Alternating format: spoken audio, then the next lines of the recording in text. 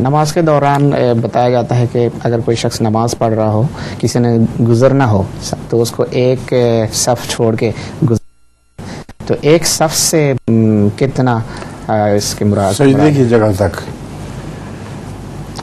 जितनी जगह सजदा लेते वक्त होती है उससे परी तरफ से गुजरे नहीं, और बेहतर तो यह है कि ना गुजरे, क्योंकि डिस्टर्बेंस फिर भी हो जाती है। अगर वो कम से कम हद है, सजदे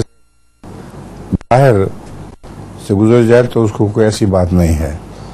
मगर सजदे के करीब से गुजरे तो नमाज में हारिज हो जाएगा। हमारे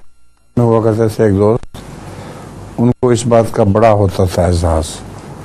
कि सामने से कोई ना गुजरे बच्चा, वो दो सजदे पे दूर भी कोई लड़का गुजरता था, दौड़ के उसको धोतर मारा करता। हालांकि उस हुक्म के खिलाफ था, नमाज को डिस्टर्ब नहीं करना, इस वजह से मन है आगे से चलना, लेकिन नमाजी खुद दौड़ के आगे जाके चपेट मारे कहीं दूर जा पड़े हो जा, ये तो जायज नहीं है। नमाज के लिए इतनी जगह छोड़नी चाहिए कि नमाजी की जो हरकत हैं उनमें कोई खलल वाक़या ना हो।